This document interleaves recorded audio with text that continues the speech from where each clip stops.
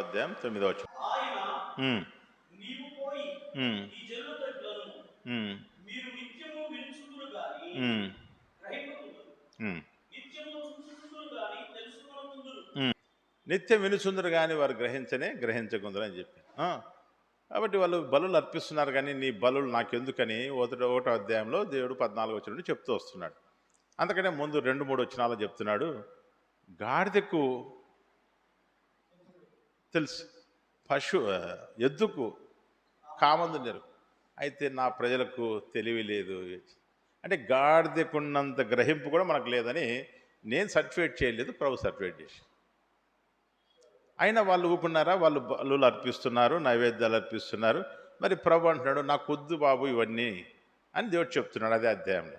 ముందు మీ బ్రతుకులు బాగలేవు, దాన్ని సరి చేసుకుందాము, రండి వ్యాజ్యం తీర్చుకుందామని 18వ వచనంలో చెప్తున్నాడు. మీరు 19వ వచనం చెప్తాను, మీరు వచ్చిన వ్యాజ్యం ఆడి మీరు వ్యాజ్యం తీర్చుకునే తర్వాత అప్పుడు సమ్మతించి నా మాట వింటే అప్పుడు మీకు దేశంలో ఉన్న మరి శ్రేష్టమైన పదార్థాలు భుజింపనిస్తా అని చెప్తున్నాను. కాబట్టి గ్రహింపు ముఖ్యం. ఏమవసరమో గ్రహింపు ముఖ్యం. ఇదే విషయాన్ని యెషయా కాలం అంటే క్రీస్తు పూర్వం 700 సంవత్సరాల ముందు నుండి యేసు ప్రభు వచ్చే వరకు 700 సంవత్సరాలు. 700 సంవత్సరాల్లో మలాకి గ్రంథం నుండి మత్తయి సువార్త వరకు 400 సంవత్సరాలు కదా. అంటే మరి యెషయా ద్వారా 300 చెప్పబడిన సంగతులు 300 సంవత్సరాల సమయం ఇచ్చినా కానీ 135 సంవత్సరాల సమయం ఇచ్చినా కానీ వాళ్ళు మార్చుకోలేదు. కాబట్టి తప్పని పరిస్థితుల్లో అప్పుడు ఆయన బబులోను చేరకు 70 సంవత్సరాలు పంపించాడు. 70 సంవత్సరాల్లో కూడా వాళ్ళు ఏం నేర్చుకోలేదు. హెజ్కేలు ద్వారా మాట్లాడుతూ వచ్చినా నేర్చుకోలేదు. పట్టబడే ముందు ఇర్మియా ద్వారా మాట్లాడినా వాళ్ళు మార్చుకోలేదు. చెరకపోయినారు కానీ బ్రతుకులు మారలే. ఇప్పుడు కూడా ఇబ్బందులు ఉన్నా కానీ సేవకులు బ్రతుకు మార్చుకోరు. దేవుని మాటకు వినడానికి చెవి ఇవ్వరు. వినుటకు నేను ఎవరికి సెలవిద్దును? వినుటకు చెవి ఇవ్వరు. ఎందుకంటే ఇంక చెవి తెరవబడలే. ఎప్పటి నుండి ఈ పరిస్థితి అంటే నువ్వు పుట్టినప్పుడు నుండి ఇదే బతికే. కాకపోతే నువ్వు వెంబడిస్తున్నావు. ఎవరిని వెంబడిస్తున్నట్లు? సువార్థికుడు ఫిలిప్పును మరి గారిడి సిమోను వెంబడించినట్లు వెంబడిస్తున్నావు. యేసు ప్రభువును యూదా ఇస్కరియోతు వెంబడించినట్టుగా వెంబడిస్తున్నావు. లేకుంటే మరి అపొస్తలుడైన పౌలును మరి వెంబడించిన ఈ లోకం విడిచిపెట్టి దేమా వెళ్ళిపోయాను. ఒకప్పుడు అతను కూడా చెరసాల్లో పౌలుతో ఉన్నవాడే, కానీ ఇప్పుడు లేడు. అంటే వెంబడిస్తున్న వాళ్ళే తప్ప, వీళ్ళు నేర్చుకునే వాళ్ళే తప్ప పొందుకునే వాళ్ళు కాదు. కాబట్టి ఈరోజు మీరు తప్పగా భావించొద్దు, నేను కూడా అక్కడి వచ్చిన వాడిని. ఈరోజు భగత్ సింగ్ గారి దగ్గర నేర్చుకున్నారే తప్ప పొందుకునేవాడు ఎవడు లేడు. నేర్చుకున్న తర్వాత మనం పొందుకోవాలి. అది లేకపోతే మనము చెట్టు పేరు చెప్పుకొని కాయలు అమ్ముకోవడమే తప్ప మనలో సరుకు ఉండదు. చెట్టు పేరు చెప్పుకొని సరుకు అమ్ముకోవడమే తప్ప ఇది బంగినపల్లి మానిపండు అని చెప్పుకొని చెట్టు పేరు చెప్పి అమ్ముకోవడమే తప్ప మన దగ్గర సరుకు ఉండదు. కాబట్టి ప్రతివాడు గృహ నిర్వాహకం దగ్గర పెంచబడతాడు, నేర్చుకుంటాడు. తర్వాత వాడు స్థిరపడి అప్పుడు పరిశుద్ధాత్మ చేత నడిపించబడుతూ వాడు పొందుకుంటాడు దైవ ప్రత్యక్షత పొందుకోవాలి.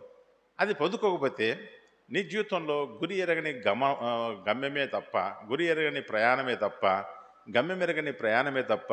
నీ జీవితంలో, మన జీవితంలో అది గురి కలిగి గమ్యం ఎరిగి చేసే ప్రయాణం కాదు. నేర్చుకున్నది అనుసరించేంత కాలం ప్రభుకు నీకు సంబంధం ఉండదు. తప్పకుండా మళ్ళీ తిరిగి మనము గృహ నిర్వాహకుల దగ్గర పెంచబడిన తర్వాత గలతీ 4:1-2-3 వచనాలు చెప్తున్నా. మరి పరిశుద్ధాత్మ చేత మనం నింపబడి, అంటే నింపబడి నువ్వు ఏ భాషలో మాట్లాడాలని నేను చెప్పట్లేదు. ఆత్మచేత నువ్వు వాక్యమును గ్రహించి ఆత్మచేతను నడిపించబడాలి. ఆమేన్. కాబట్టి ఇవన్నీ జరగాలంటే ఇవి లేకుండా చేసేది ఎట్లుంటుందంటే యెషయా ప్రవక్త ద్వారా దేవుడు చెప్పినప్పటికీ 700 సంవత్సరాలు ప్రభు వచ్చే సమయానికి 700 సంవత్సరాలైన వాళ్ళు గ్రహించకుండా ఎలాగైతే దేవుని దుఃఖపరుస్తూ ఆయనే దిగి వచ్చిన అంటే ఎందుకు ఆయన దిగి వచ్చాడు? యెషయా తర్వాత ఇర్మియా ద్వారా ప్రకటించాడు. అయినా వాళ్ళు మార్పు చెందలే. తర్వాత 70 సంవత్సరాలు చెరలో ఉన్నప్పుడు యెహెజ్కేలు ద్వారా ప్రకటింపజేస్తూ వచ్చాడు, మార్పు చెందలే. తర్వాత దానియేలు ద్వారా ప్రకటిస్తూ వచ్చాడు విషయాలు, మరి మార్పు చెందలే. ఆ తర్వాత మళ్ళీ దేవుడు తన దయాపూర్వక సంకల్పం చూడ మళ్ళీ 70 సంవత్సరాల తర్వాత మళ్ళీ వారిని తీసుకొచ్చి మళ్ళీ మందిరాన్ని నిర్మించుకొని అవి చేస్తున్నాడు. వాళ్ళు గ్రహించలేదు. లాస్ట్కు మలాకి గ్రంథం 1వ అధ్యాయం 10వ వచనం ప్రకారంగా ఆయన అంటున్నాడు, చదవండి మలాకి 1:10. మీ చేత మీ ప్రార్థనలు, మీ ఆరాధనలు, మీ ప్రసంగాలు, మీ యొక్క కానుకలు నేను అంగీకరించను. ఎందుకంటే మీరు నాకు ఇష్టం లేదు. ఎందుకు ఇష్టం లేదంటే నా మాట మీరు గ్రహించలేదు. నాకు ఇష్టమైన విశ్వాసాన్ని కలిగి లేరు మీరు.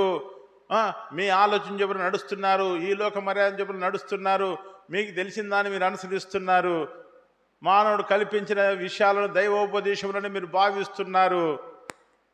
ఇట్టి ఆచారంలో అనేకంలో మీలో ఉన్నాయి అని దేవుడు ఏమంటున్నాడంటే, మీ యందు నాకు ఇష్టం లేదు, మీ బలుల యందు నాకు ఇష్టం లేదు, మీ నైవేద్యములు అంగీకరించను. సరిపోయిందా? ఆయన ఏం కోరుతున్నాడు? బలంతగా మనం చేస్తున్న ఆరాధనలు, ప్రార్థనలు అంటే నాకు ఇష్టం లేదు కాబట్టి ఎవడైనా వచ్చి తలుపులు వేసి మూసేవాడు ఉంటే బాగుంటుందని కోరుకుంటున్నాడు. ఎప్పుడైనా ఎరిగారా? ఎందుకు దానియేలు తర్వాత మళ్ళీ తిరిగి 13 మంది ప్రవక్తలను పంపించాడు దేవుడు. 13 మంది ప్రవక్తలను పంపించాడు, చిన్న ప్రవక్తలను. ఎవరు మాట వినలే. రాజులను పంపించాడు, రాజులతో ప్రవక్తలుగా అభిషేకించి ప్రకటింపజేశాడు. ఇక్కడ మనం గమనించినట్లయితే మరి పశువులు కాపరి అయిన ఆమోసును అంటే ఏ స్థాయి మనిషికి ఆ స్థాయి వ్యక్తిని దేవుడు ప్రతిష్ఠించుకొని అభిషేకించి గ్రహింపగలిగిన వ్యక్తులను అభిషేకించుకొని పంపిస్తూ మాట్లాడించి ఎన్ని విధానాల్లో మాట్లాడినా కానీ ఎవరికి గ్రహింపరా.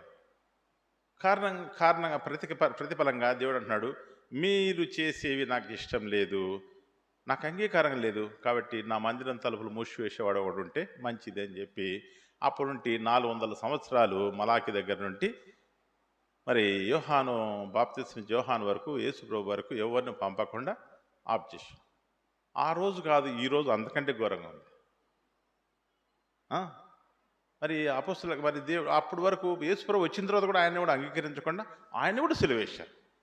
యేసుప్రభు మత్తయి సువార్త 23వ అధ్యాయంలో మరి శాస్త్రులు, పరిశీలను, ధర్మశాస్త్రోపదేశకులను, యాజకులను, ప్రధాన యాజకులను ఉద్దేశించి మాట్లాడుతూ, అయ్యో అయ్యో మీరైతే దశంభాగాలు ఇస్తున్నారు కానీ మీ బతుకు బాగలేదు.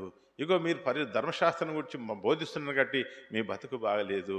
అయ్యో మీరు బలులు అర్పిస్తున్నారు కానీ ఇదిగో మీ దగ్గర కనికరం లేదు అని వాళ్ళ బ్రతుకును గురించి అయ్యో అయ్యో అని వాపోయినా కానీ వాళ్ళకి గ్రహింపరాయలేదు. పైగా వాళ్ళ ఇగోయిజం అడ్డం వచ్చి వాళ్ళ యొక్క మరి వారి ఆధిపత్యముకు అడ్డుగా నిలబడినాని ఆయన చంపేశారు. ఆయనను పర్వాలేదని ప్రభు ముందుగా అబ్రహాంతో చేసిన వాగ్దానం నెరవేర్చబడాలి కాబట్టి మనల్ని శంకర జాతి మనం, అన్యులం మనం, దేవుడు లేని ప్రజలు మనం. రోమా 9వ అధ్యాయం ప్రకారం అర్చనార్చనలు మనవి కాదు, క్రీస్తు మనలో పుట్టలే, శరీరం బట్టి వాళ్ళలో పుట్టాడు. అయినా కానీ మనల్ని కనికరించి మునుపు దూరస్తులు మనల్ని తన రక్త బలియాగం ద్వారా మనల్ని సమీపంగా తీసుకొచ్చి ఇగో మనల్ని ఒక సంఘంగా తన స్వరక్తి కొనుక్కొని సంఘంగా ఏర్పాటు చేసి ఆ సంఘం మధ్యలోకి వచ్చాడు. ప్రకటన గ్రంథం 2 తీయొద్దు, 2వ అధ్యాయంలో మనకు ఎఫ్ఎస్సి సంఘం వస్తుంది. ఎఫ్ఎస్సి సంఘంలో ఎక్కడున్నాడు ఆయన?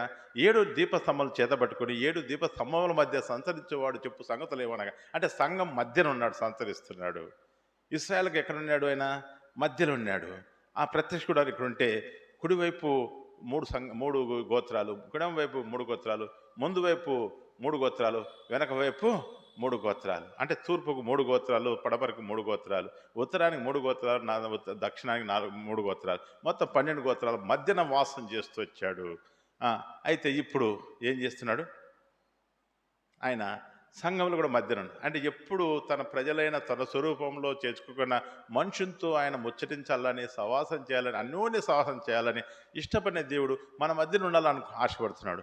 అయితే నీ ఇష్టానికి దూరం ఉంటే ఆయన ఉండడు. ఎప్పుడు ఆయన ఉంటాడు అంటే 2వ కొరింథీ 6వ అధ్యాయము 17.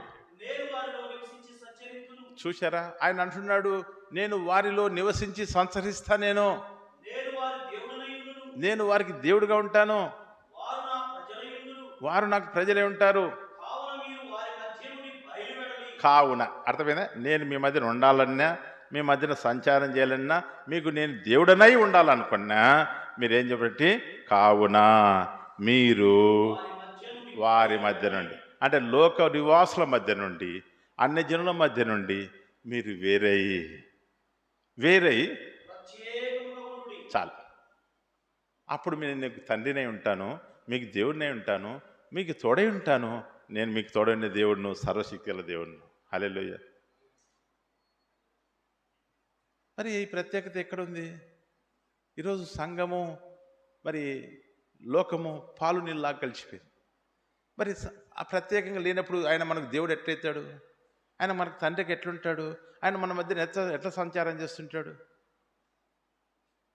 ఆ గ్రహింపు ఉందా? కానీ youth meeting, sisters meeting, seminars, children's ministry, fasting prayers, confession prayers, intercession prayers, ఈ విజ్ఞాపన ప్రార్థన అంటాడు.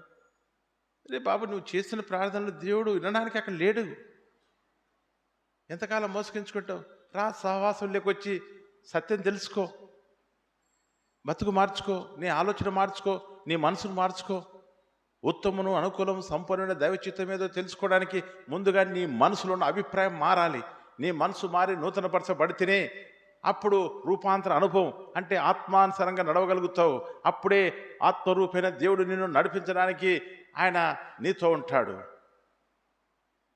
అంటే ఎట్టి పరిస్థితుల్లో వాళ్ళకు మనసు ఒప్పుకోవడానికి ఆనాడు శాస్త్రులు, పరిచయులు, ధర్మశాస్త్రోపదేశకులకు అడ్డు వచ్చిన ఆ స్థితి అడ్డు వస్తుంది ఇది నాలో. అంటే మేము ప్రార్థన చేసే స్వస్థత వచ్చింది, అంటే మనం ప్రార్థించే వాళ్ళకి ప్రమోషన్ వచ్చింది. ఇది కాదు కదరా దేవుని ఉద్దేశం మన ఎల్లా. ఆ సహోదరుడు, ఇది కాదు కదని మన దేవుని ఉద్దేశం. మరి ఇస్తాడు ఎందుకు ఇవ్వడైనా? మరి మత్తయి సువార్త 5వ అధ్యాయం 47వ వచనం నీకు తెలియదా? మంచి వారేళ్ళను, చెడవారేళ్ళను ఆయన వెలుగును అట్లాగే ఇస్తాడు. నువ్వు ప్రార్థన చేస్తేనే వచ్చింది అది. అన్యుడు మరి ఈరోజు వాడు అమెరికాలో పనిచేస్తున్నాడు, వాళ్ళ పిల్లలు ఆకాశం అంత ఎత్తి ఎక్కినారు, వాళ్ళు చదువుల్లో, ఆస్తుల్లో. మరి వాళ్ళని వాళ్ళు ఎవరికి ప్రార్థన చేసి, ఎవరు చేసి? ఈ లోక సంబంధాన్ని భౌతిక ఆశీర్వాదాలు కాదు. నువ్వు ప్రార్థన చేసి ఎన్ని ఆత్మలు రక్షించమని అది చెప్పు నాకు. ఆలోచనలోకి వెళ్ళడానికి కూడా ఇష్టపడట్లేదు. నేను ప్రార్థించి మనకు స్వస్థత జరిగింది, నేను ప్రార్థించి వీళ్ళకి సంతత కలిగింది, సంతానం లేని వాళ్ళకి సంతత వచ్చింది, నేను ప్రార్థన చేస్తే వీళ్ళకి ప్రమోషన్ వచ్చింది కాదు. నీ బతుకు మారిందా? నీ పిల్లల బతుకు మారిందా? నీ సంఘంలో ఆత్మలు పోయిన ఇప్పుడు 10 ఏళ్ల క్రితం ఎన్ని ఉన్నాయి, ఇప్పుడు ఎన్ని ఉన్నాయి? ఎన్ని చోట్ల నువ్వు దేవుని వాక్యం చేతబట్టుకుని వెలిగించబడిన జ్యోతులే ప్రకాశించగలుగుతున్నావు? నువ్వు ప్రసంగం చేస్తుంటే ఎన్ని ఆత్మలు ఒప్పించబడుతున్నాయి, ఎన్ని ఆత్మలు పశ్చాత్తపడుతున్నాయి? పశ్చాత్తపడలేదు, చాలా బాగా చెప్పాడు వాక్యం, మెప్పు పొందుకుంటున్నావు. అంటే నీ స్వకీయ మహిమ కోసం నువ్వు బోధ చేస్తున్నావు. ఆ బోధ దేవునిది కాదది, నీదేది. నీదైనప్పుడు నీ జీవితంలో నువ్వు స్వకీయ మహిమను కోరుతున్నావు. యోహాను సువార్త 17వ అధ్యాయం 17 వచనం. యోహాను సువార్త 7:17. కానీ నిన్ను నువ్వు ఏదో డాంబికంగా చెప్పుకుంటున్నావు. 7:17. ఎవడైనాను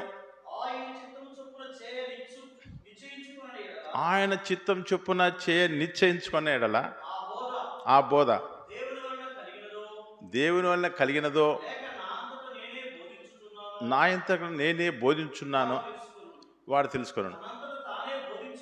తనంతట తానే బోధించువాడు స్వకీయ మహిమను వెతుకును. చూచారా? తన్ను పంపినవాడు ఏం చెప్పాడో నువ్వు వినింటే పొందుకుంటే ప్రభు దగ్గర అది చెప్పగలుగుతావు. ఈరోజు నీకు ప్రజలను నాడి చూసుకొని, ఆ ప్రజలు వచ్చిన వ్యక్తులను చూసుకొని వారిని సంతోషపరచడానికి నువ్వు చెప్పే మాటలు నిన్ను మెప్పిస్తాయి తప్ప, నీకు మహిమ తెస్తాయి తప్ప దేవునికి మహిమ తీసుకురావు. దేవుడు మహిమ పొందలేడు, అలా దేవుడు సంతోషపరచలేడు. ఆత్మలు పశ్చాత్తాపానికి నడిపించబడడానికి ఆత్మ సహాయం చేయదు. అట్లా నువ్వు వాక్యం బాగా చెప్తావు, మెప్పు పొందుతున్నావు, మంచిదే. కానీ ఆత్మలేది? నువ్వు ప్రార్థన చేస్తే స్వస్థతలు వస్తున్నాయి అంటున్నావు, మంచిదే. ప్రమోషన్లు వస్తున్నాయి, గర్భం లేని గర్భం వస్తుంది, కడుపు నొప్పి కడుపు నొప్పి తగ్గిపోతుంది, మంచిదే. ఆత్మలేది? నీ టార్గెట్ ఇదే కదా, ఇదే కదా నీ టార్గెట్. చెప్పరే. ఎవరైనా మనం గ్రహించాల్సిన విషయము, సత్యాన్ని మనం గ్రహించాలి, అప్పుడే మనం చెప్పగలుగుతాం. లేదంటే మొదటి రాజులు 21 అధ్యాయంలో ఆ కర్మేలు పర్వతం మీద ఉన్న ఇజ్రాయెల్ వలె మౌనంగా ఉంటావు. ఏలీయా చెప్తున్నాడు, యెహోవా దేవుడా లేక బయలు దేవతనా, ఏదో ఒకటి చెప్పండి ప్రజలారా, ఇశ్రాయేలు వారులారా అంటే ఎవరైనా నోరిప్పారా? నోరిప్పారు ఎవరైనా? ఎవరు నోరిప్పలే. చదవండి. 18:27. ఆ, ఏలియా జనులందరి దగ్గరకు వచ్చి, ఉమ్, ఉమ్, ఎన్నాళ్ళ మట్టుకు మీరు రెండు తలంపుల మధ్య తడబడుచుందురు? ఉమ్, యెహోవా దేవుడైతే ఆయనను అనుసరించుడి, ఉమ్, బయలు దేవుడైతే వానిని అనుసరించుడని ఉమ్, ప్రకటన చేయగా, ఉమ్. జనులు అతనికి ప్రత్యుత్తరముగా ఒక మాట ఆయనను పలకకపోయిరి. ఇప్పుడు మనం కూడా అదే. అంటే తెలియట్లే జవాబు చెప్పడానికి, ఇంకా డైలామాలు ఉండిపోయినావు. ఆ, ఇది కాదా మరి ఆత్మల రక్షణ అయితే నీ సంఘం ఎందుకు ఇంకా 10 మందితో 20 మందితో 20 ఏళ్ళ నుండి ఎట్లా ఉంది? ఆత్మల వర్షం, ఆ? ఆత్మ కుమ్మరింపు వస్తే ఆత్మల మరి పంట కోయలేకపోతున్నావు ఎందుకు? అది గ్రహింపులే రాదు. అంటే ప్రతి వాడిని కూడా భ్రమలో శత్రువు, అపవాదిక తంత్రంలో శత్రువు బంధించి ఉంది. ఈరోజు క్రైస్తవ ప్రపంచమంతా కూడా భ్రమలో జీవిస్తుంది. అది ఏ సంఘం, లూథరన్ కావచ్చు, సిఎస్ఐ కావచ్చు, ఏబిఎం కావచ్చు, హెబ్రోన్ కావచ్చు, సోకాల్డ్ హెబ్రోన్ కూడా కావచ్చు, బ్రదరన్ అసెంబ్లీ కావచ్చు, క్రిస్టియన్ అసెంబ్లీ కావచ్చు, ఏదన్నా కావచ్చు, ఎల్ఈఎఫ్ కావచ్చు, స్ట్రిక్ట్ బ్రదరన్ కావచ్చు, ఎవరైనా కానీ భ్రమలో జీవిస్తుంది సంఘం. ప్రభు బయట ఉన్నాడు, నువ్వు కోరుకునే స్థానంలో లేడు ప్రభు. ఎవరైతే ఈ గ్రహింపగలిగి 2 లేక 3 ఆయన నామపేట కూడుకొని ఏక మనసు ఉంటారో అక్కడ ఉంటాను తప్ప 300 మంది ఉన్న చోట ఉంటా అని చెప్పలే దేవుడు. బాగా చదువుకోండి మీరు వెళ్ళి, మత్తయి సువార్త 18:19 అక్కడ ఏకీభావాన్ని గురించి మాట్లాడుతున్నాడు తప్ప సంఖ్యను గురించి మాట్లాడలే. అక్కడ ప్రభు ఉంటున్నాడు. ఉండి అక్కడ ఏం చేస్తున్నాడు? వారి మధ్యన వారు ఏక మనసు కలిగి ఆయన ఉద్దేశాన్ని ఎరిగిన వారి మధ్యన ఆయన సంతోషిస్తున్నాడు. వారి మధ్యకు వచ్చి ఆయనే వారితో మరి నడుస్తున్నాడు. ఇటువంటి గ్రహింపు మనకు కలవాలంటే, ఈ గ్రహింపు లేక మరి మనుషులు ఏదోలో చేసిస్తున్నాం ప్రభు కొరకు అని ఏవో చేస్తున్నారు. అప్పులు చేసే వాళ్ళు అప్పు చేస్తున్నారు, తిప్పలు పడేతలు తిప్పలు పడుతున్నారు, లేకుండా ఇతర సంస్థలను ఆశ్రయించి ఆ సంస్థల గొడుగు కింద కొనసాగుతున్నారు. లేదా మరి వాళ్ళకి ఎక్కడైతే వాళ్ళకి అవకాశం ఉందో, ఒకడు మరి ఒక స్థలంలో 4 సంస్థలు పనిచేస్తాడు, మొత్తం కలిసి 13,500 ఏదో వస్తుందంట. వీళ్ళు 200 ఇస్తారన్న, యెహోవా విట్నెస్ వాళ్ళు కొంత ఇస్తారన్న, ఇగో క్రీస్తు సంఘం వాళ్ళు ఎంత ఇస్తారు. ఇంకా అంటే కాకుండా ఇంకా వేరే పరిషత్తులు ఉన్నాయి కదా, వేరే సంఘం దాంట్లో కూడా చేరు, వాళ్ళు కొంత ఇస్తారు.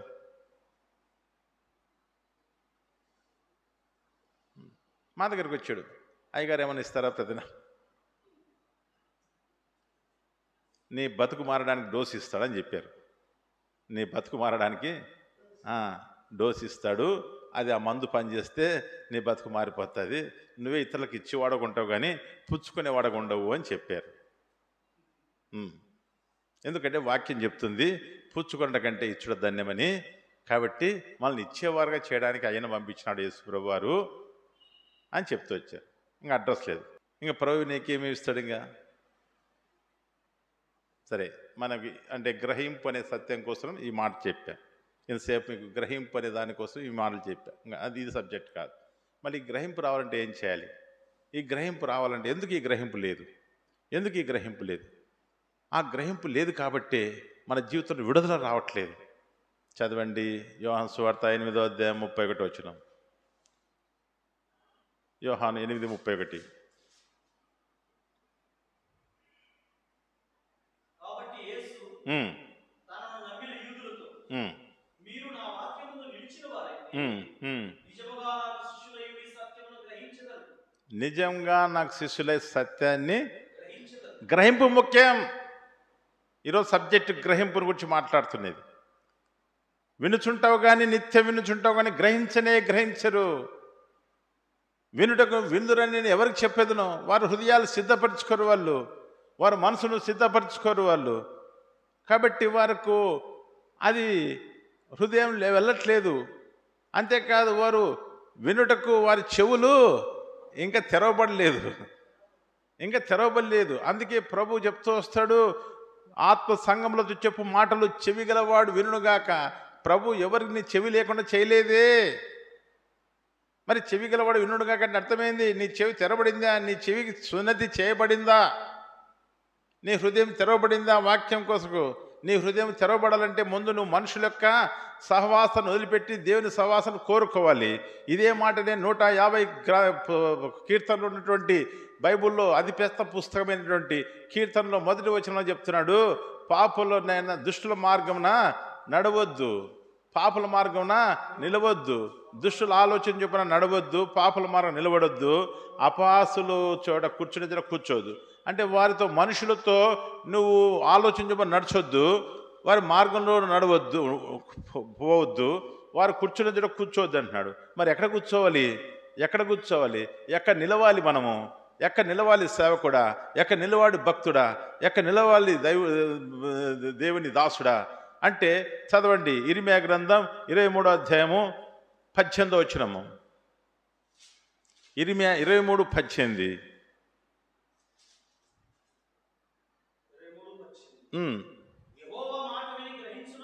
యెహోవా మాట విని గ్రహించున్నట్లు అంటే సభ అంటే ఆయన సన్నిధిలో నిలిచివాడేవాడు. అర్థమైందా?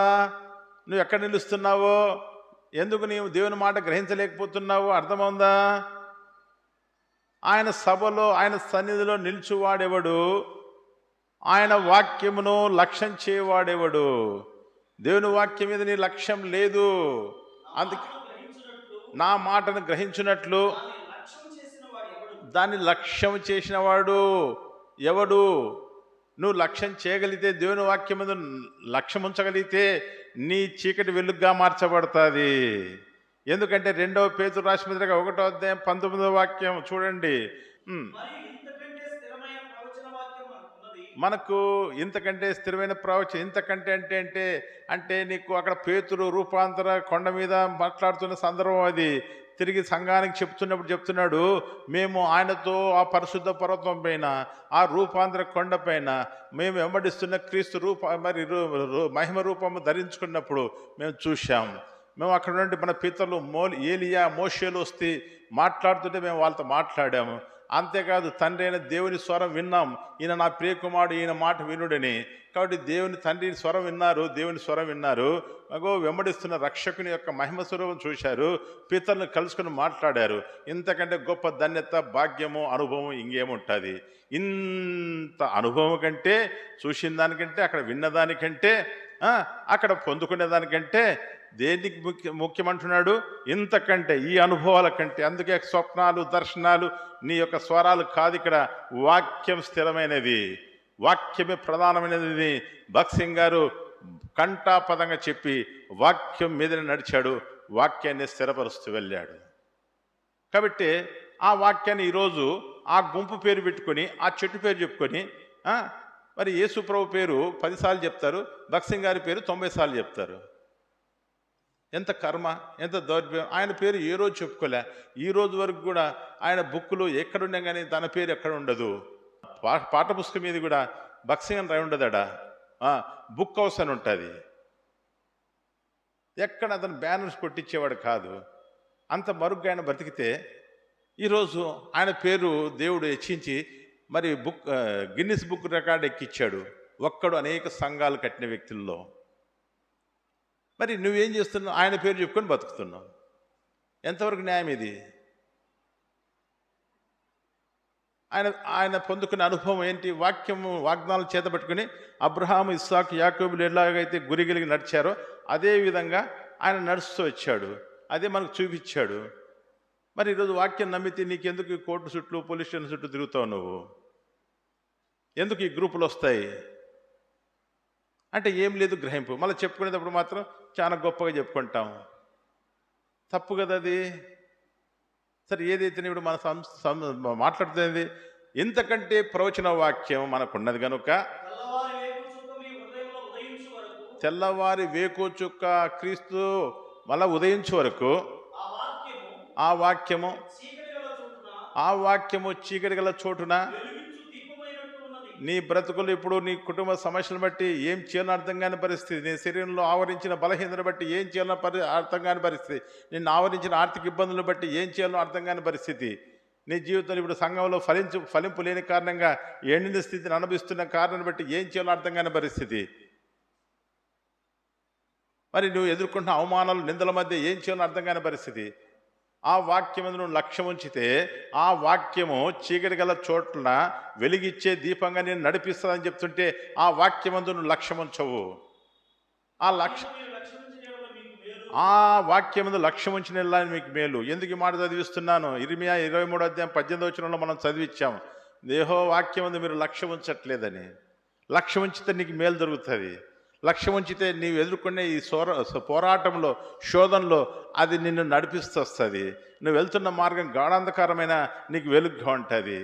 ఆయన వాక్యం నీకు దుడ్డుకరంగాను దండంగాను నిన్ను ఆదరిస్తూ నేను సరి చేస్తూ చక్క చేస్తూ నడిపిస్తూ వస్తుంది. వాక్యానికి లోబడవు, అందుకే నీ జీవితంలో సత్యాన్ని గ్రహించలేని కారణంగా నీకు విడుదల రావట్లేదు.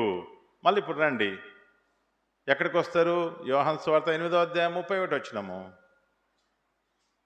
యోహాను 8:31. అప్పుడు సత్యము మిమ్మల్ని స్వతంత్రులుగా చేయనని చెప్పగా. అప్పుడంటే ముందు చదవండి. మళ్ళా నువ్వు లక్ష్యమించి వాక్యం నమ్మినా అనుకుంటున్నావు కదా, నమ్మిన వాళ్ళతోనే దేవుడు చెప్తున్నాడు. మీరు నా వాక్యమును నిలిచిన వారైతే తాను నమ్మిన యూదులతో ఆయన చెప్తున్న సంగతి లేదంటే, మీరు సత్యమును నమ్మిన గ్రహించిన నిజంగా మీరు నాకు శిష్యులై ఉంటారు. అప్పుడు సత్యం మిమ్మల్ని స్వతంత్రంగా చేస్తుంది. హల్లెలూయా. సత్యము, వాక్యమే సత్యము. యోహాను 17:17 ప్రకారంగా. కాబట్టి ఆ వాక్యము లక్ష్యం ఉంచట్లేదు. వాక్యమును నువ్వు కాబట్టి మేలు పొందలేకపోతున్నావు. సత్యమును గ్రహించడానికి ఆయన సన్నిధానంలో దాన్ని క్వైట్ టైం అంటారు, ఏకాంత సమయం అంటారు, ప్రభుతో అన్యోన్య సహవాసం అంటారు. ప్రభుతో ప్రతి దినం గడపాల్సిన వ్యక్తిగత సమయాన్ని నువ్వు గడపట్లేదు. అందుకే నువ్వు ఆయన సన్నిధిలో నిలబడని కారణంగా నువ్వు సత్యంను గ్రహించట్లేదు. వాక్యం విని, ఆయన మాట విని గ్రహించలేకపోతున్నావు. నువ్వు గ్రహించలేదు కాబట్టి వాక్యమందు నీకు నమ్మిక పోయింది. వాక్యమందు నమ్మిక లేదు, లక్ష్యం ఉంచట్లేదు. ఇప్పుడు అర్థమైందా బ్రదర్? అట్టందుకే గంటల తరబడి భక్సింగ్ గారు ఎంతకాలం ఉండేవాడంటే రోజు 16 గంటలు ప్రార్థన ఉండని చెప్తారు.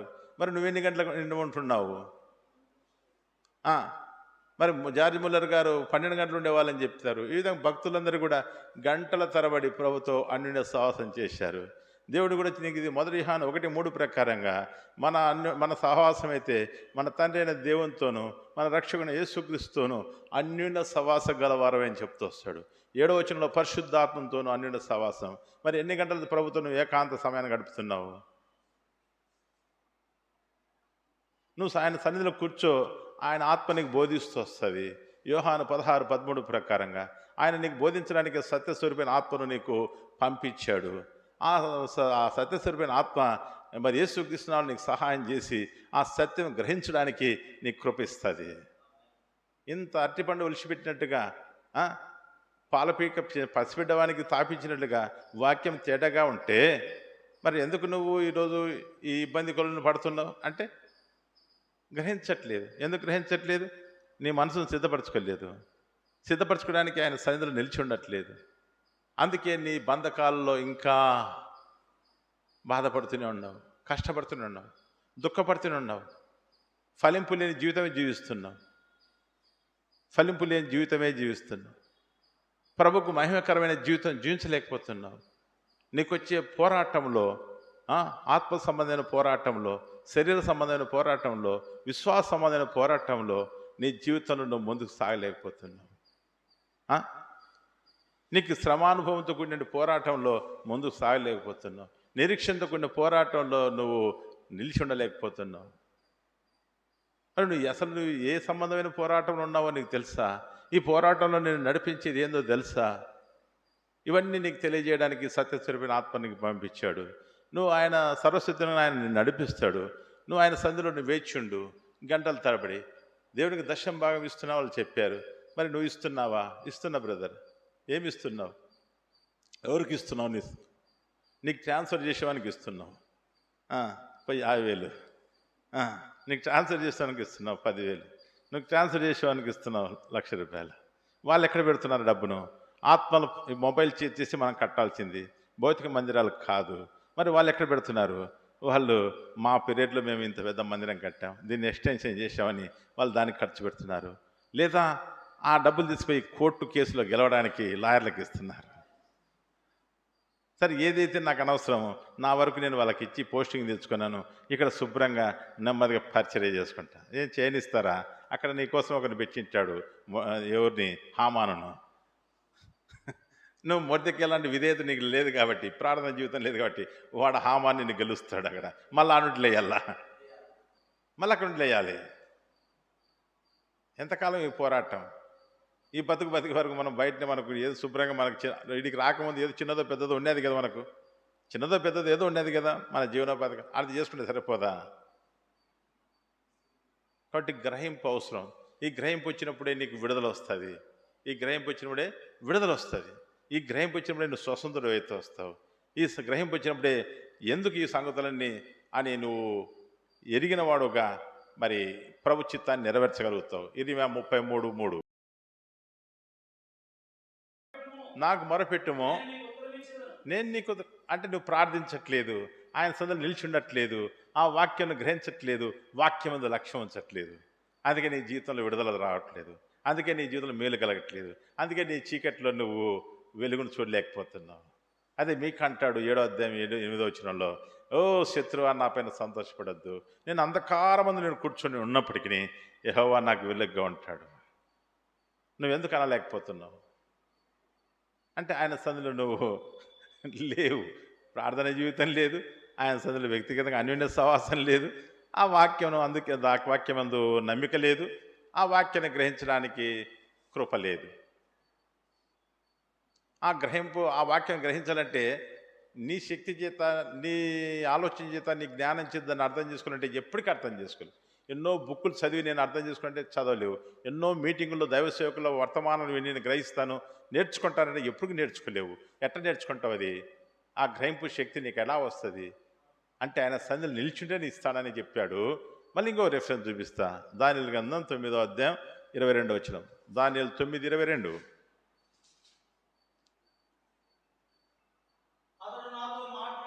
అతడు నాతో మాట్లాడి ఆ సంగతి నాకు దానియేలు చెప్తున్నాడు, దూతను గుర్చిన సంగతులు. ఆ సంగతి నాతో మాట్లాడి ఇలా చెప్పెను, దానియేలు చూశారా? గ్రహింపు ఇచ్చు శక్తి ఎవరి పంపించాలా? దేవుడు. Very good. దేవుడు పంపించాలా. ఎప్పుడు పంపిస్తాడు? నువ్వు లేఖనాల యందు లక్ష్యం ఉంచితే పంపిస్తాడు. మొదటి అధ్యాయం 9వ అధ్యాయం 1వ వచనం. 9వ అధ్యాయం 1వ వచనం. మాదీయులకు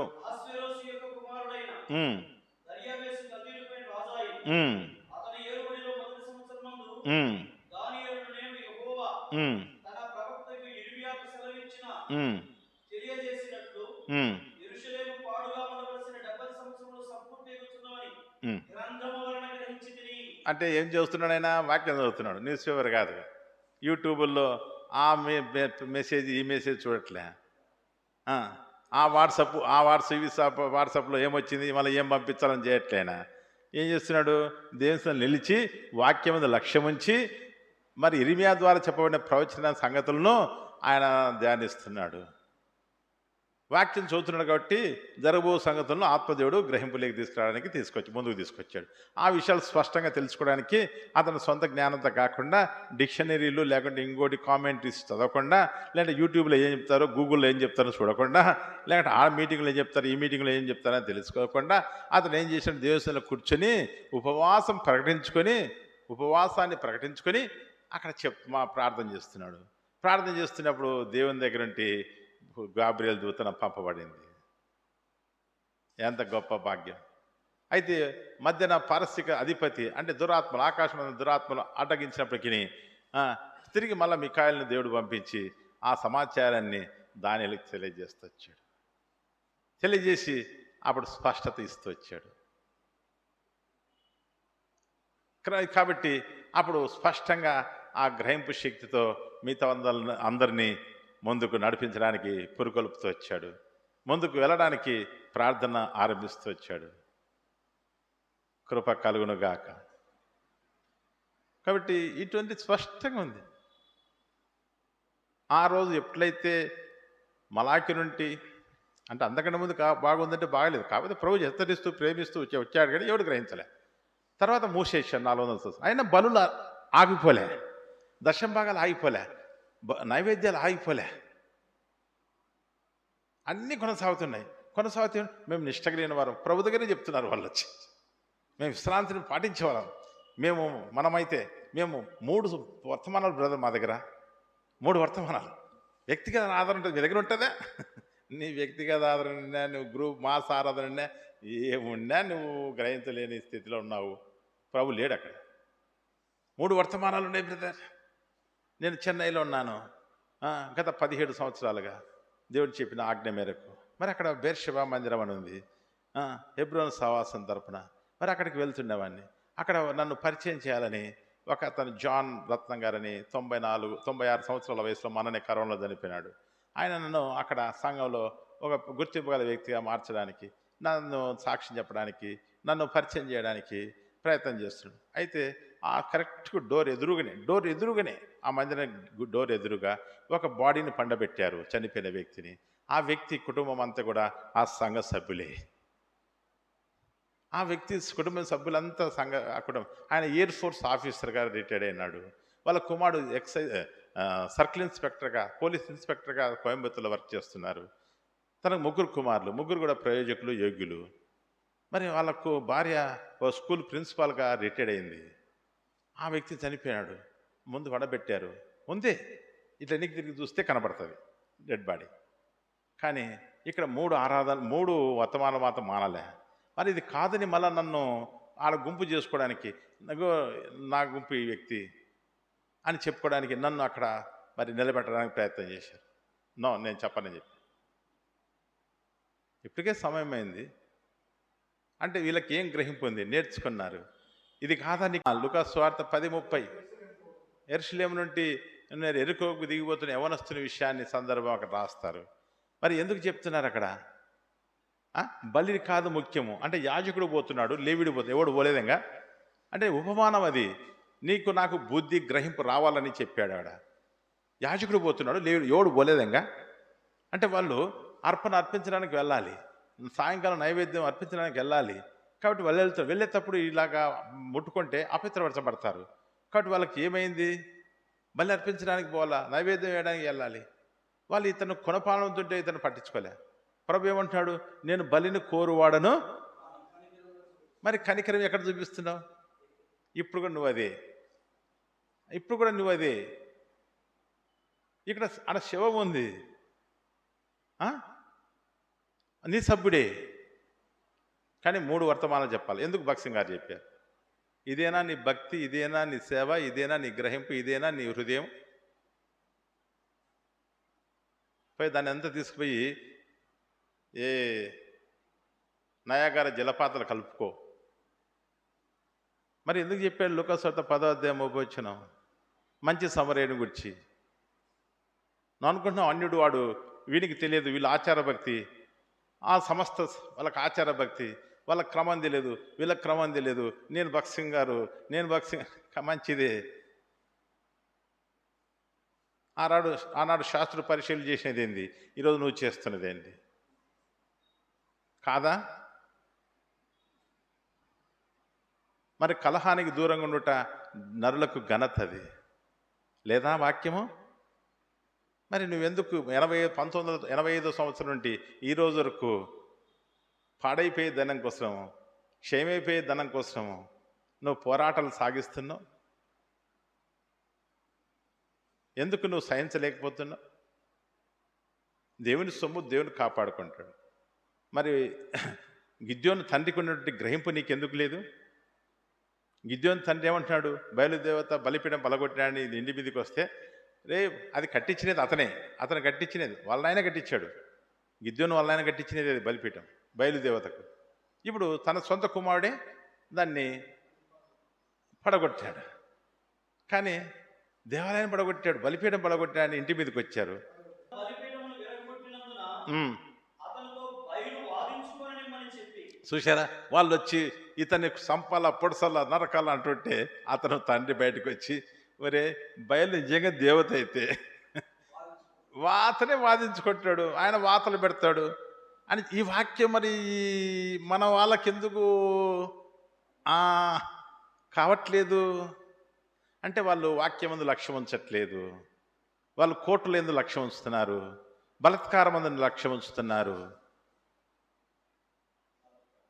ఇప్పుడు ఇక్కడ లైవ్ వెళ్తుంది, వినేవాళ్ళు వింటారు, గ్రహించండి, లేదా నా మీద కేసు వేస్తే వేసుకోండి, కానీ ఇది వాస్తవం. వాళ్ళు చెప్పుకోవడానికి మేం బాక్సింగ్, యేసుప్రభు మనసులోని చెప్పరు వీళ్ళు, మేం బాక్సింగ్, మేమే పరలోకానికి పోతాం, పరలోకానికి కాదు పోయేది, నీకు లోపల పడుతున్నాం, బయలు తీసుకుని బయటకు వస్తున్నాం. ఏంటండి ఈ భక్తి, ఏంటండి ఈ యొక్క విధానం? నేను ఒకరిని చెప్పట్లేదు, అన్ని గ్రూపులు ఇవి. కానీ అతిశయం మాత్రం మానలేప. ఆనాడు శాస్త్రులు పరిచయాలు కొనసాగించినట్లే కొనసాగిస్తున్నారు. మరి లక్ష్యం అయితే ఇప్పుడు ఆ వాక్యం రావాలి కదా. ఇప్పుడు యేసు ప్రభు ఆస్తులు అవి, అంతే కదా. మరి ఆయన చూసుకుంటాడు. అసలు భూమి అయినది, ఆకాశమైనది, సముద్రమైనది, అందులో సమస్తమైనదే. ఆయన భూమికి ఆకాశానికి సృష్టికర్త. ఆయన ఎవరికైనా ఇస్తాడు. నువ్వెవరు దాన్ని పరిరక్షించడానికి, దాన్ని కాపాడడానికి? రౌడీలను, దేవుని ఎరగని వాడిని తీసుకొచ్చి ఈడబెడతావు నువ్వు అంటే ఏం గొలిపోయినారు? గ్రహింపు గొలిపోయినారు, దేవుని ఉద్దేశాన్ని కొలిపోయినారు, ఎరగని స్థితిలో ఉన్నారు. వాళ్ళు ఎరుగుదమని చెప్పుదరే కానీ వారు ఎరగరు.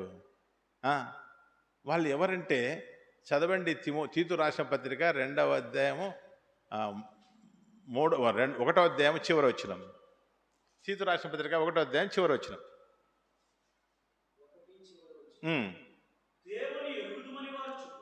మేము దేవుని ఎరుగుదము, దేవుడితో మేము చాలా సన్నిహితంగా ఉన్నాం, దేవుడు నన్ను వెలుగై చూశాడు, నన్ను స్వప్నంలో దర్శించాడు, మాట్లాడాడు, తెల్లటంగా వేసుకుని కనపడ్డాడు, ఆ రోజు ఫలానా వాక్యం ద్వారా మాట్లాడాడు, ఫలానా విధంగా ఉన్నప్పుడు నన్ను స్వరం ఎంతో మాట్లాడాడని చెప్తున్నావు, మంచిదే. కానీ ఆయన ఎరుగుదమని చెప్పుకుంటున్నావు, కానీ వారు దేవుని ఎరుగుదమని చెప్పుకుందరు, కానీ అసహ్యులను, అవిధేయులను, ప్రతి సత్కార్యం విషయం భ్రష్టులై ఉండి తమ క్రియల వలన యేసును ఎరగమన్నట్టుగా ఉన్నారు. ఇంకా చాలదా? దాన్ని లోక భాషలో మాట్లాడుతున్నారు. వాళ్ళు చెప్పేది ఒకటి, చేసేది ఒకటి. వాళ్ళు చెప్పేది శ్రీరంగ నీతిలో దూరేది దొమ్మరగూసులని చెప్తున్నారు. అర్థం కావట్లేదా? నీకు ఎవరు చెప్పట్లేదా? నీకు వచ్చి ఆ సంగతులు బయట నిన్ను గురించి మాట్లాడుకునే సంగతుల గురించి. పోలీసులు పికెటింగ్ పెట్టి 100ల మంది పోలీసులు గేట్ల కాడికి వచ్చి నిలబడుతున్నది, అగో యూట్యూబ్ల ద్వారా, న్యూస్ ద్వారా, న్యూస్ పేపర్ల ద్వారా అగో పబ్లిష్ అవుతున్నది, నీకు తెలియట్లేదా? అంటే వారు సిగ్గరైన వారై ఉన్నారు. కాబట్టి వృధాతిశయాలు మానాలి. రక్షణ వ్యక్తిగతం, పిలుపు వ్యక్తిగతం, రక్షణ వ్యక్తిగతం.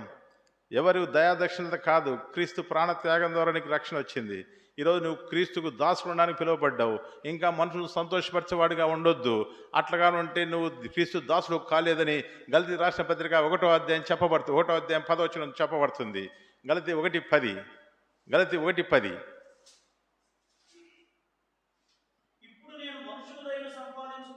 ఇప్పుడు నేను మనుషుల దయను సంపాదించుకొని చూచున్నానా?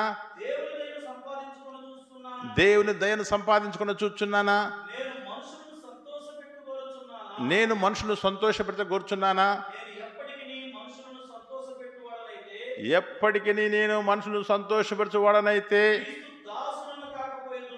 క్రీస్తు దాసుడు కాకపోతే నువ్వు కుమారుడు ఎట్లయితావు, నువ్వు ఎట్లా స్నేహితుడు అవుతావు, నువ్వు ఎట్లా వారసుడు అవుతావు, ఎట్లా ఆయన లోకాన్ని జయించినట్టుగా జయించి విశ్వాసం మీద కూర్చోగలుగుతావు? జాగ్రత్త, మోసపోద్దు, దేవుడు వెక్కిరించబడు. మనుషుడా, నువ్వు ఏం విత్తుతున్నావు అదే పంట కోస్తావు. నువ్వు పేరు చెప్పుకొని బతకడం మంచిదే, నువ్వు క్రైస్తవుని చెప్పుకోవడం మంచిదే, నేను భక్తులని చెప్పుకోవడం మంచిదే, నేను పాస్టర్ను, గాడ్ సర్వెంటు అని చెప్పుకోవడం మంచిదే. కానీ దానికి తగ్గట్టుగా పిలుపు తగినట్టుగా జీవించాలనేది ఇక్కడ ఉద్దేశమైంది. నువ్వు ఒకరి ఈ సంస్థ ఆ సంస్థ కాకపోవచ్చు, కానీ ఏం చెప్పుకుంటున్నావు? నేను భక్తులని చెప్పుకుంటున్నావు, నాకు పిలుపు ఉందని చెప్పుకుంటున్నావు, నేను దేవుని సేవకుని చెప్పుకుంటున్నావు, నేను పాస్టర్ అని చెప్తున్నావు, రెవరెండ్ అని చెప్పుకుంటున్నావు, బిషప్ అని చెప్పుకుంటున్నావు.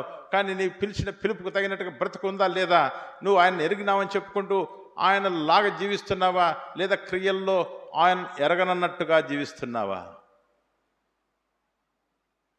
ఎందుకు ఇదంతా జరుగుతున్నా కానీ ఎందుకు గ్రహించలేకపోతున్నంటే ఆయన సన్నిధిలో నిలిచి ఆయన మాట విని గ్రహించినట్లుగా సన్నిధిలో నిలబడట్లేదు.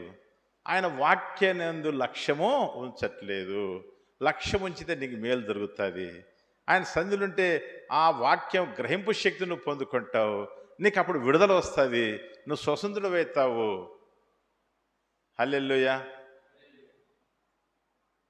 కొన్ని విషయాలు మరి అర్థం కాకముందు అర్థమైనట్లు కానట్టు, అర్థమైన తర్వాత దానిలోకి మనం ప్రాక్టీస్ చేసుకోవాలా. దేవుడు నన్ను 2008వ సంవత్సరం సేవకు పిలిచాడు. మరి అయితే ఆ తర్వాత కూడా నేను దేవుడు చెప్పిన నాకు సంగతులను పక్కన పెట్టలేదు, కానీ పిచ్చి ఎక్కడ పోతుంది కాబట్టి మళ్ళీ నేను ఇక్కడికే వెళ్తున్నాను, నేను పుట్టి పెరిగిన సంఘానికి. అయితే దేవుడు మళ్ళీ చేశాడు. కాబట్టి నిన్ను ఏం పిలిచినాడో దానికోసం నువ్వు సిద్ధపరచుకో.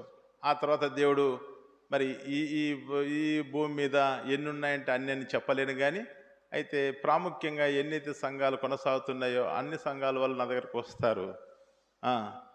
అందరి మధ్యన దేవుడు నన్ను మరి అందరు వాళ్ళలాగా ఉంచాడు. మరి ఎక్కడికి పోయినా కానీ నువ్వు కొత్తగా రక్షించబడినవాడవైతే ఎఫెసీ 4:15-16 ప్రకారంగా వద్దులేనా, మీరు గాలికి ఇటు అటు చెదురు కొట్టుకుని పోకుండా దేవునికి ఏర్పాటు చేసిన సంఘ సాహసంలో పెంచబడాలి. ఆ తర్వాత నువ్వు స్థిరపడిన తర్వాత వెళ్ళి దేవుని దగ్గర మరొక ప్రత్యక్షత పొందుకొని నువ్వు నీ సహోదరుని స్థిరపరచాలి. అంతేగాని జీవితకాలం అంతా ఆన్నే ఉండి దైవ చిత్తాన్ని పోగొట్టుకునేవానుకుంటే దేవుడు నీకు అగ్గేస్తాడు, ఇబ్బంది కొలువులు వేస్తాడు, నువ్వు ఏడుస్తూనే ఉంటావు. ఇప్పుడు అపోస్తల కార్యంలో మరి ఏం చెప్పుతుంది? పరిశుద్ధాత్మ శక్తి మీ మీద వచ్చినప్పుడు, మీరు పొందుకున్నప్పుడు మీరు యెరూషలేములో ఉంటారు, అంటే సంఘంలో ఉంటారు. తర్వాత యూదయలో ఉంటారు, అంటే బంధువుల మధ్య. ఆ తర్వాత సమరయ్య, ఆ తర్వాత దేశమందందుట, ఆ తర్వాత భూ దిగంతల వరకు 5 స్థలాలకి పంపిస్తాను. భూ దిగంతల వరకు వీళ్ళు ఏం చేశారు? అందరు సమిష్టిగా సొలొమోను మంటపం దగ్గర యెరూషలేము దేవాలయంలో ఉండి వాళ్ళకి కలిగినదంతా కూడా సమిష్టిగా ఉంచుకొని ఉన్నారు. దేవుడు విడిచిపెట్టాడా? మళ్ళీ యూదయులకు చెదరగొట్టాడు. మరి తర్వాత సమరయులకు దగ్గరికి చెదరగొట్టాడు. అపోస్తల కార్యం 8వ అధ్యాయం 1 వచ్చినట్టు ఈ గొప్ప హింస కలగగా వాళ్ళు చెదిరిపోయి చెట్టు పేరుకునే దినాలు మానుకోవాలి. నేను లూథరన్, ఇది తల్లి సంఘం, నేను ఏబిఎం, నా తల్లి సంఘం. బయటికి రావాలి, గ్రహింపులేకి రావాలి. ప్రభు యేసు తండ్రి అయిన దేవుడు తన కుమారుని యేసుక్రీస్తును 1 యోహాను 4:14 తండ్రి తన కుమారుడు లోకరక్షకుడు ఉన్నటకు చూసారా? ఆయన లోకరక్షకుడు. వరకు గ్రూప్ ఆఫ్ పీపుల్స్కు మాత్రమే ఆయన జీసస్ కాదైనా, సేవియర్ కాదైనా, లోకరక్షకుడైనా యేసుక్రీస్తు. అపోస్తల కార్యం 10:38 ప్రకారంగా ఆయన యేసుక్రీస్తు అందరికీ ప్రభు. మరి ఎందుకు నువ్వు అందరికీ ఆ యొక్క గ్రహింపులో నుండి రావట్లేదు? నువ్వు ఎంతసేపు నా తల్లి సంఘం అంటే ఏంటి? ఎంతకాలం నువ్వు నేర్చుకుంటావు? నువ్వు స్థిరపడిన తర్వాత వెళ్ళి నీ సహోదరుని స్థిరపరచు. ఇదే కదా వాక్య గ్రహింపు. కాబట్టి అపోస్తల ఎఫెసీ రాసిన పత్రిక 4వ అధ్యాయంలో మరి కొత్తగా చేరినవాడు అపోస్తులు, ప్రవక్తలు, బోధకులు, కాపర్లు మరి వాళ్ళ మధ్యన పెంచబడతాడు. ఎందుకంటే ప్రతి ఉపదేశానికి అటు కొట్టుకొని పోకుండా స్థిరపరచబడిన తర్వాత వెళ్ళి తన సహోదరుని స్థిరపరచడానికి వెళ్తాడు, ఒక నూతన ప్రత్యక్షత పొందుకొని. ఇది కదా గ్రహింపు. మరి ఎంతకాలం నువ్వు అక్కడే ఉంటావు? అంటే బయటికి రమ్మని నేను చెప్పట్లేదు, అంటే గ్రహింపులేకి రా. గాలికి చెదరగొట్టుకొని పోకున్నట్టుగా ప్రతి మానవుడు కల్పించిన ప్రతి ఉపదేశానికి గాలి కొట్టుకొని పోయినట్టు కొట్టుకొని పోకుండా మీకు దేవుడు ఏర్పాటు చేసిన స్థలంలో నిలిచి ఉండని చెప్తున్నాడు. అందువలన అందువలన మనమిక మీదట పసిపిల్లలమై ఉండి మనం ఇక మీద పసిపిల్లలమై ఉండి మనుషుల మాయోపాయం చేత మనుషుల మాయోపాయం చేత వంచనతోనూ వంచనతో తప్పు మార్గములకు లాగు కుయుక్తితోనూ దానికి కొట్టుకొని పోవునట్లు ప్రతి ఉపదేశానికి కొట్టుకొని పోకుండా కల్పించబడిన ప్రతి ఉపదేశమునకు ఇటువరకు కొట్టుకొని పోవచ్చు. కల్పించబడిన ప్రతి ఉపదేశానికి కొట్టుకొని పోకుండా అలల చేత ఎగరగొట్టబడిన వారైనట్లు ఉండక అలల చేత ఎగరగొట్టబడిన వారిని ఉండక ప్రేమ కలిగి సత్యం చెబుతూ క్రీస్తు వలె మనల్ని ఆ, నిశ్చయించుదురు. ఈ విధంగా స్థిరపడడానికి దేవుడు సంఘం అనే మరి ఆయన శరీరాన్ని ఇచ్చాడు. ఆ సంఘంలో మనల్ని అవయవంగా చేర్చాడు. అంతేనా? మరి కానీ ఎంతకాలం అక్కడ?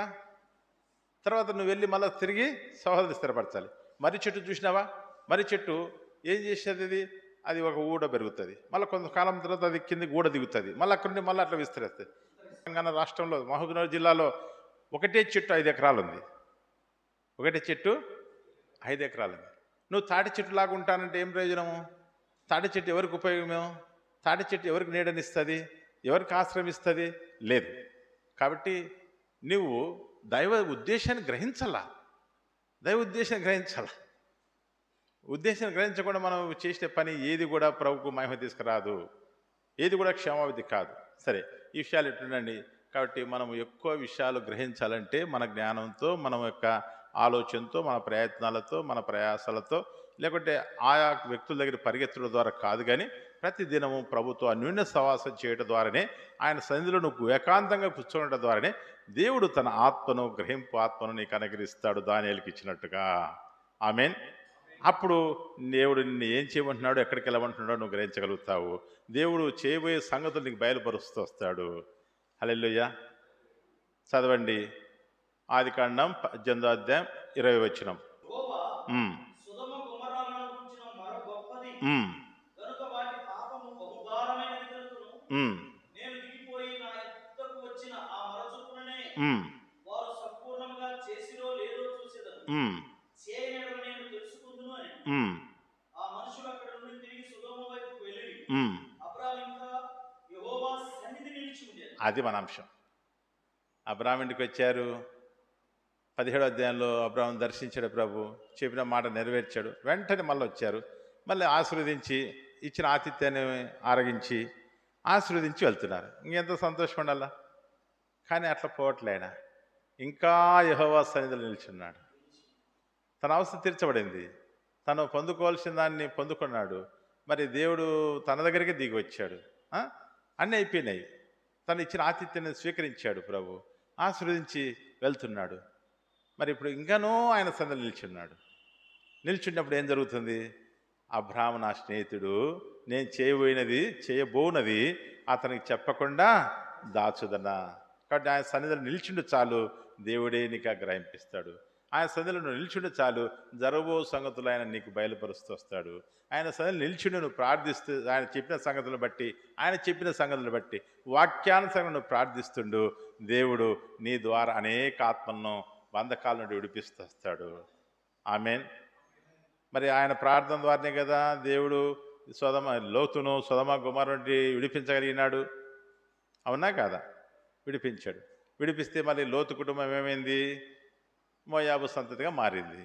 మరి మోయాబు సంతతి ఆ రోజు సొదొమ గొమొర్రా నుండి విడిపించినంత మాత్రాన అది విడిపించినట్టు కాదు. అది అయితే అబ్రహాం ప్రార్థన ఎక్కడ నెరవేర్చబడిందంటే మరి కొన్ని వందల సంవత్సరాల తర్వాత నెరవేర్చబడింది. మోయాబు రాలిన రూతు రక్షణ లేకొచ్చింది చూడండి, అక్కడ నెరవేర్చబడింది. ఆ మోయాబురాలు క్రీస్తు ఏర్పాట్లోకి వచ్చింది చూడండి, అక్కడ నెరవేర్చబడింది. మోయాబు రాలైన రూతు కడుపులోంటి యేసు ప్రభు వచ్చాడు అండి.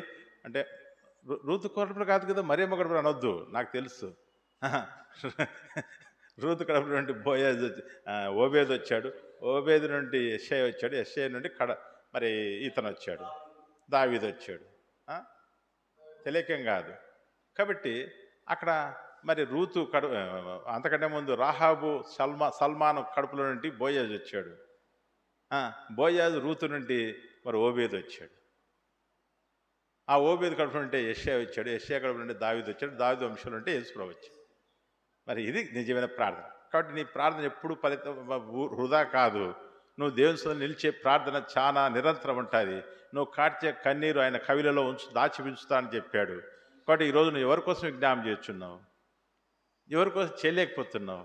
కారణం ఏంటంటే నీ ఇబ్బందులు కొనబడి నువ్వు అమ్మలాలా ఇక్కలాలా అనుకోవడానికి సరిపోతుంది. నీ సామ్రాజ్యాన్ని స్థాపించుకోవడానికి మాత్రమే సరిపోతుంది. బ్రదర్, బాత్రూమ్స్ చాలా డిస్టర్బెన్స్ ఉన్నాయి, సిస్టర్స్కి ఇబ్బంది ఉంది, దేవునికి తెలియదా? బ్రదర్, ప్రాకారాలు కట్టుకోవాలా, దేవునికి తెలియదా? బ్రదర్, సౌండ్ సిస్టమ్ పెంచుకోవాలి, దేవునికి తెలియదా? ఇవి సమకూర్చుకునే ప్రయత్నంలో ఉన్నావు నువ్వు. ఆత్మ భారం పోయింది, నీ సామ్రాజ్యాన్ని స్థాపించుకోవడానికే సిద్ధపడుతున్నావు. బ్రదర్, ఇక్కడ కాకుండా ఇంకో చోటికి మన సంఘస్థులు కానీ ఆ ఊర్లో ఉన్నారు, ఇక 4 ఉన్నారు. వాళ్ళు కూడా వేరే సంఘస్థులు వాక్యం బాలేదంట, మనం పోతే వాళ్ళు 10 మంది ఇట్లా వస్తారంట. సిగ్గుందా? నువ్వు గర్భం కన్నావా? నువ్వు ఆత్మీయంగా గర్భం ధరించావా? గర్భం ధరించేది ప్రసవేదన పడినావా?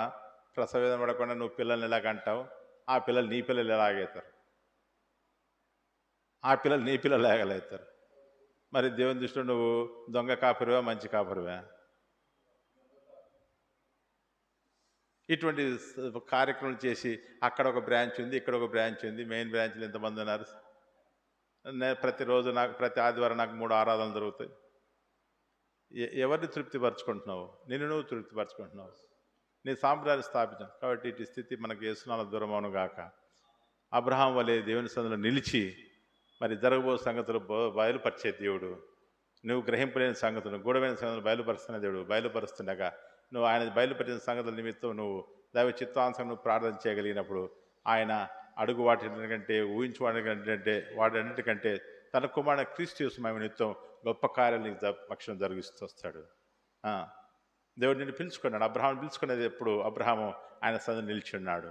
మరి నువ్వు ఎక్కడ నిల్చున్నావు? టీ కొట్ల దగ్గరనా, షాపింగ్ మాల్స్లనా, రాజకీయ నాయకుల ఆఫీసుల దగ్గరనా? ఎక్కడ నిల్చుంటున్నావు? విశ్వాసులైన గుమ్మాల దగ్గరనా? ఎక్కడ నిల్చుంటున్నావు? కాపాడుకొని రక్షించుకున్నాడు. క్రీస్తు ఉద్దేశాన్ని ఏర్పాట్లకి ఒక సంతతిని, ఒక జనాంగాన్ని తీసుకురాగలిగినాడు. మరి నువ్వు ఎవరిని తీసుకొచ్చి